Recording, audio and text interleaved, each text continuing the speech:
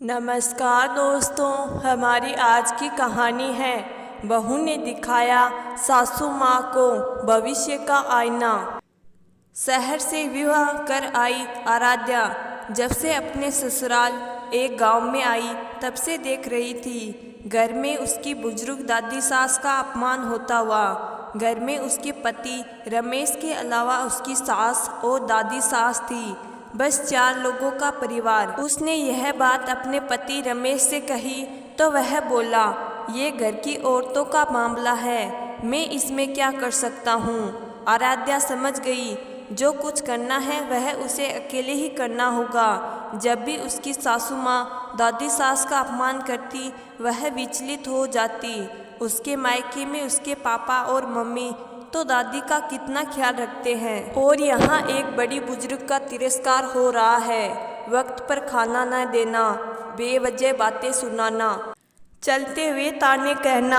आराध्या को लगता है उसे अपनी सास से इस पर बात करनी चाहिए, मगर फिर मन में आया कहीं मैं सास से ये सब कहूँगी तो सासू माँ आप दादी माँ का तिरस्कार मत किया करो तो कहेगी कि कल की बहू आकर मुझे उपदेश दे रही है और बात बजाय बनने के बिगड़ जाएगी। आखिर उसने एक उपाय सोचा।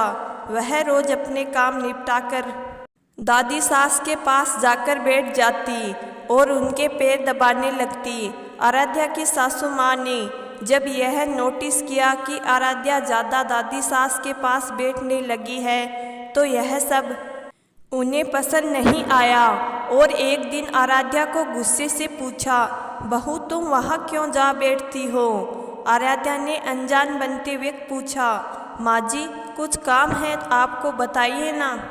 काम को छोड़ पहले ये बता तू वहाँ क्यों जा बैठती है। माँ जी मेरे पिताजी ने कहा था कि जवान लड़कों के साथ कभी बैठना ही नहीं, जवान लड़कियों के साथ भी कभी मत बैठना। जो घर में बड़े बूढ़े हो उनके पास बैठना, उनसे शिक्षा लेना। हमारे घर में सबसे बूढ़ी यही है, अब आप ही बताइए मैं किसके पास बैठूं। तुम्हारे पिताजी ने कहा था ये वहाँ के तौर तरीके हमारे घर नहीं चलेंगे, यहाँ तो हमारे तौर तरीके ही चलेंगे, समझी। माँ जी मुझे भी यहाँ के तौर तरीके सीखने हैं, इसीलिए तो मैं उनसे पूछती रहती हूँ कि मेरी सास आपकी सेवा कैसे करती है, ताकि मैं भी आपकी तरह आपकी सेवा कर सकूँ। अच्छा तो क्या कहा बुढ़िया ने। माँ जी दादी जी बोल रही थी कि अगर मेरी बहू समय पर भोजन दे, मुझे ताने ना दे तो मैं उसे ही सच्ची सेवा मान लूँ। अच्छा तो क्या तू भी कल ऐसा ही करेगी। अब मैं ऐसा नहीं करना चाहती हूँ, मगर मेरे पिताजी ने कहा कि बड़ों से ससुराल की रीति सीखना, जैसे वहाँ होता है वैसे ही तुम्हें भी सीख कर करना होगा।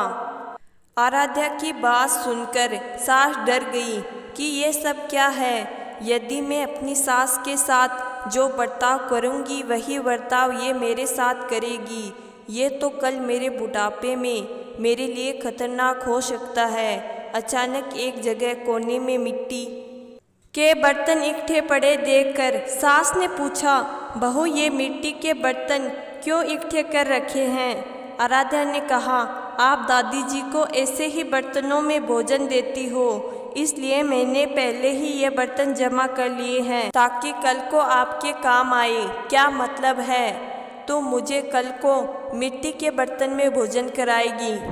जी अब आप ही ने तो थोड़ी देर पहले कहा है कि यहाँ आपके यहाँ की रीति चलेगी। हमारे घर में तो बड़े बुजुर्गों को आदर से अच्छे बर्तनों में खाना परोसते हैं। अरे यह कोई रीति थोड़े ही है, तो आप फिर दादी सास को इन बर्तनों में खाना क्यों देती हो। माँ जी सासू माँ ने कहा, वो तो इसलिए कि थाली कौन मांजेगा, थाली तो मैं मांज दूंगी। ठीक है तू आज से उन्हें थाली में खाना दिया कर और ये मिट्टी के बर्तन उठाकर बाहर फेंक। अब बूढ़ी दादी जी को थाली में भोजन मिलने लगा, लेकिन आराध्या ने नोटिस किया सबको भोजन देने के बाद जो बाकी बचे वह खिचड़ी की खुरचन बची हुई दाल दादी माँ जी को दी जाती थी। आराध्या एक दिन ऐसे खाने को हाथ में लेकर देखने लगी तो सास ने पूछा, क्या देख रही हो?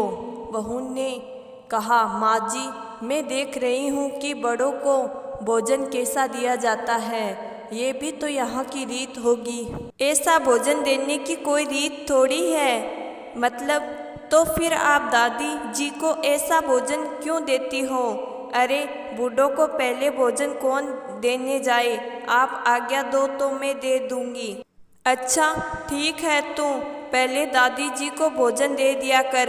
अच्छी बात है, अब बूढ़ी दादी जी को बढ़िया भोजन मिलने लगा।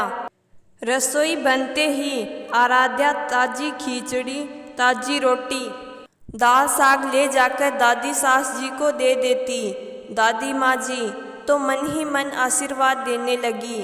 दादी माँ जी दिन भर एक खटिया में पड़ी रहती और वह खटिया भी लगभग टूटी हुई थी। उसमें से बंधनवार की तरह मूंछ नीचे लटकती थी। आराध्या ने उसे बड़े गौर से देखा तो यह सब देख रही उसकी सासू माँ बोली, अब क्या देख रही हो? माँ जी, देख रही हूँ कि बड़ों को खाट कैसे दी जाती है। अरे नहीं, तुम गलत समझ रही हो। बड़ों की ऐसी खाट थोड़ी ही दी जाती है, यह तो टूट जाने से ऐसी हो गई। अच्छा तो दूसरी क्यों नहीं बिछा देती? एक काम कर, तू बिछा दे दूसरी। अब बूढ़ी दादी के लिए निवार की खाट लाकर बिछा दी गई। एक दिन कपड़े धोते समय आराध्या दादी जी के कपड़े देखने लगी। कपड़े छलनी हो रखे थे। कपड़ों को गौर से देख रही आराध्या को उसकी सासू माँ ने कहा, अब क्या देख रही हो? बहू, देख रही हूँ कि बूढ़ों को कपड़ा कैसे दिया जाता है। फिर वही बात, अरे कपड़ा ऐसे थोड़ी ही दिया जाता है, यह तो पुराना होने पर ऐसा हो जाता है। तो फिर वही कपड़ा रहने दे, क्या तू बदल देगी? आराध्या ने मुस्कुराकर दादी माँ के कपड़े, चादर, बिछोना आदि सब बदल दिया। उसकी चतुराई से बूढ़ी दादी माँ को जीवन सुधर गया। दोस्तों, यह सब बातें आपको पुराने ज़माने की लग रही होगी। यह सच भी है, क्योंकि आजकल तो बहू मुँह के सामने विरोध कर सकती है ऐसी गलत रीतियों और तौर तरीकों का। इसलिए लोगों को समझाने और कहने भर से असर नहीं पड़ता, बल्कि आचरण का असर पड़ता है। जैसे आपको करते हुए देखकर लोगों को सीखने का मौका मिलता है। अपने वर्तमान में अपना भविष्य देखने का। असल में जैसा बोओगे वैसा काटोगे, यहाँ तो समझदार बहू ने समझा दिया। मगर यदि आप समझना ही नहीं चाहते तो कल होने वाली आपकी परिस्थितियाँ आप वर्तमान में ही तय कर रहे हैं। तो दोस्तों, मैं आशा करती हूँ कि आज की कहानी आपको ज़रूर पसंद आई होगी। धन्यवाद।